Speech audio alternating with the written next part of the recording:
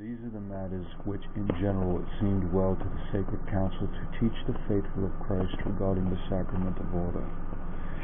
It has, however, resolved to condemn the contrary, indefinite and appropriate canons in the following manner, so that all, making use of the rule of faith with the assistance of Christ, may be able to recognize more easily the Catholic truth in the midst of the darkness of so many errors. Finally, some of these misguided people attempt to persuade themselves and others that men are not saved only in the Catholic religion, but that even heretics may attain eternal life. Misguided people.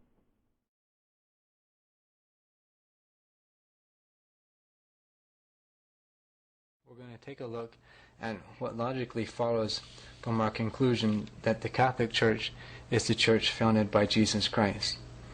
So we've shown that Jesus is God and that He founded a church which was to teach and to govern all men in the way of salvation. So certainly then, on a matter as important as that, our salvation, reason tells us that man would have a moral obligation to seek out that church and to find the church which he founded. And then once it's found, to enter it and to strive to live up to its requirements. So in these past vlogs, we have found that church, and we found that the church which Jesus founded was the Catholic Church.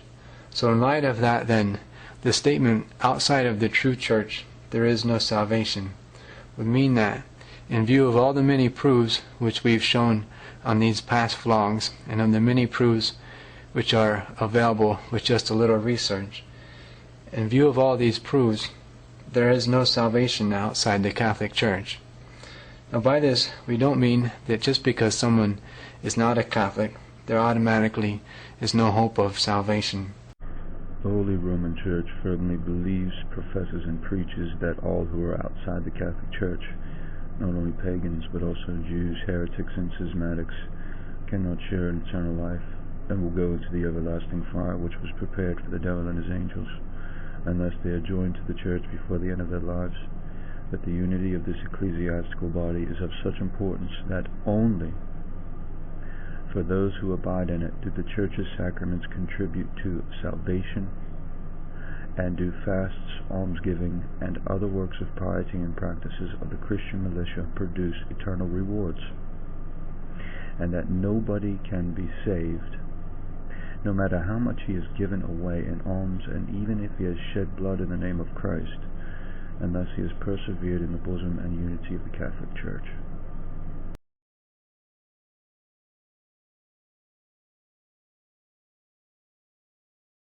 To understand no salvation outside of the true church, we have to understand who it is that's considered inside the church and who it is that's considered outside the church. The practice of the Church has always been the same, as is shown by the unanimous teachings of the Fathers, who will want to hold as outside Catholic communion and alien to the Church whoever would recede in the least degree from any point of doctrine proposed by our authoritative magisterium.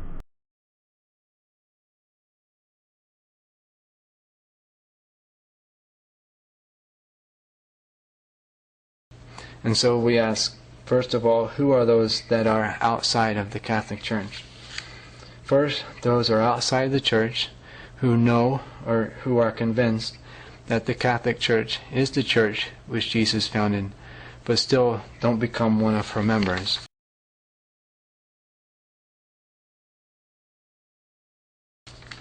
Then secondly, those are outside the Church who, through their own grave fault, or who through their own serious neglect, don't realize that the Catholic Church is the church Jesus founded. Outside the faith of this church, and outside the obedience to the Pope of Rome, could finally be saved. The Holy Universal Church teaches that it is not possible to worship God truly except in her, and asserts that all who are outside of her will not be saved. Can it be lawful for anyone to reject any one of those truths, without by that fact falling into heresy, without separating himself from the Church, without repudiating in one sweeping act the whole of Christian teaching?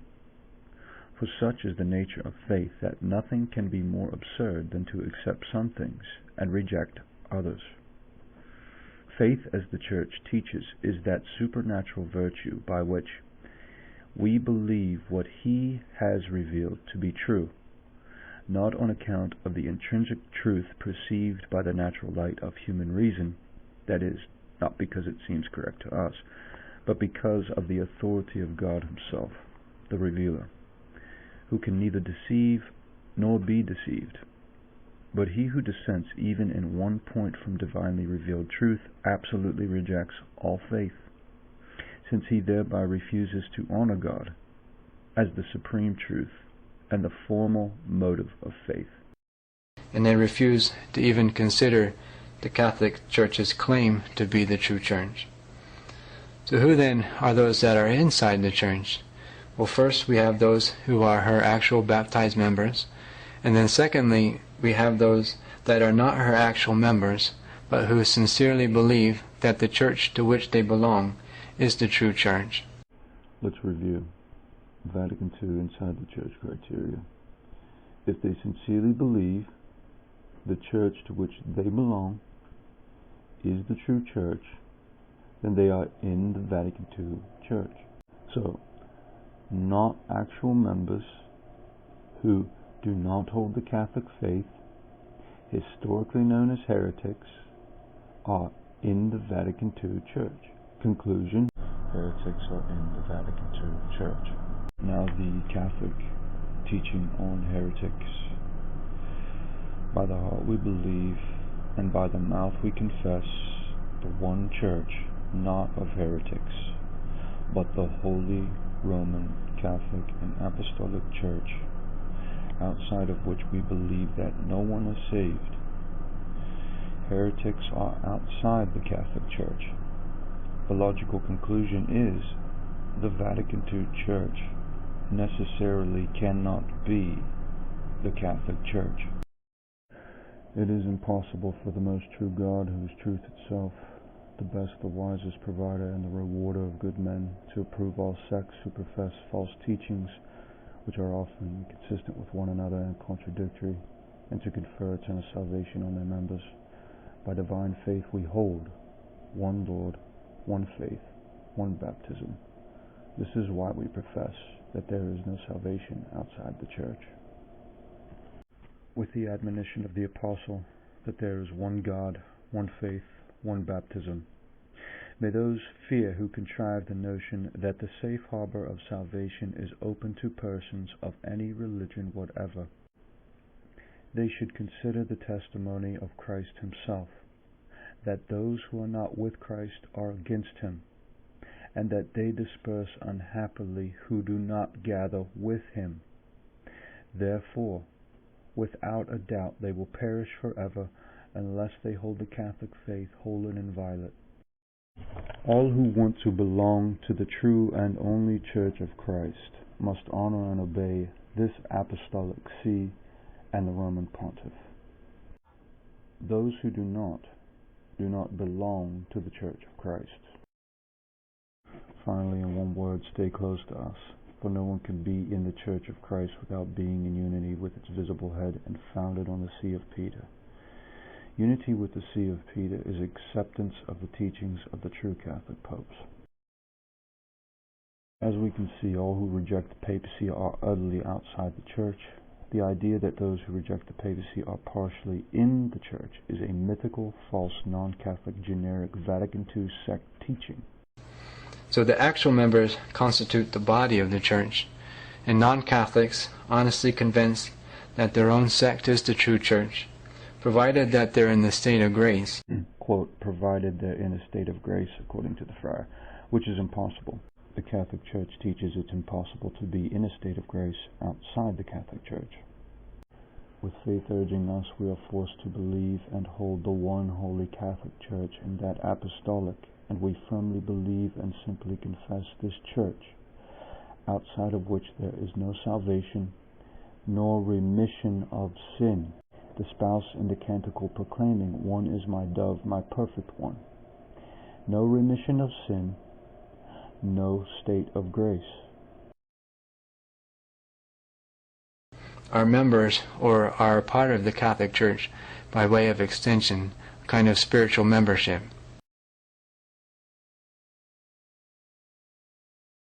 Those who are not willing to be in agreement in the Church of God cannot remain with God.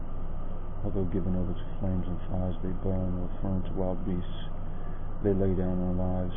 There will not be for them that crown of faith, but the punishment of faithlessness, not a glorious result of religious virtue, but the ruin of despair. Such a one can be slain, he cannot be crowned.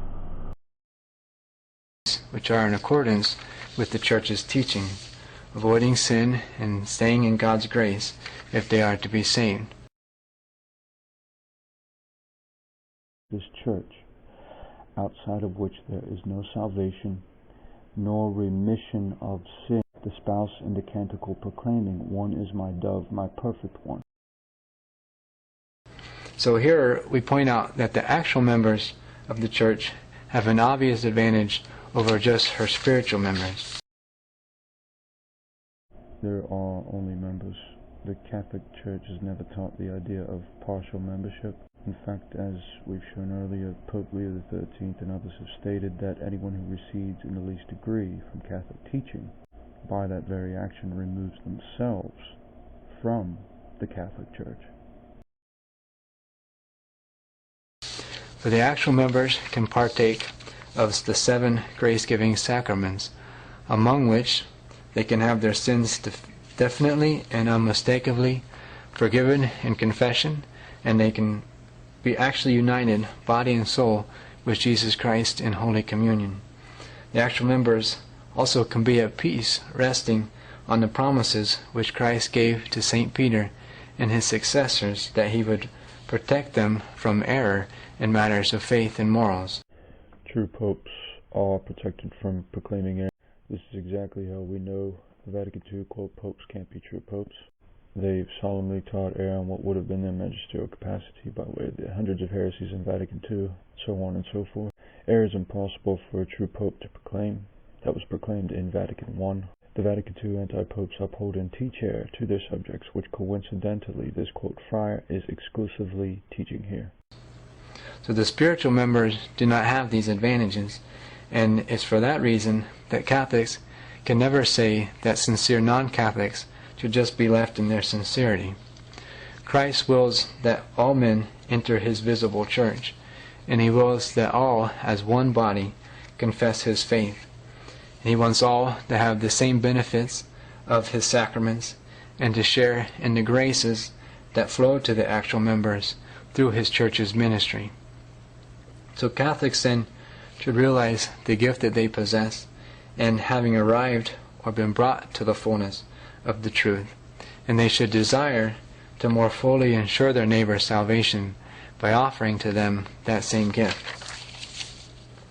So here now we've reached the end of our 6 steps, and in these past vlogs we've shown first step that God exists, second that man has a soul, that together these two make up an obligation of man to practice religion.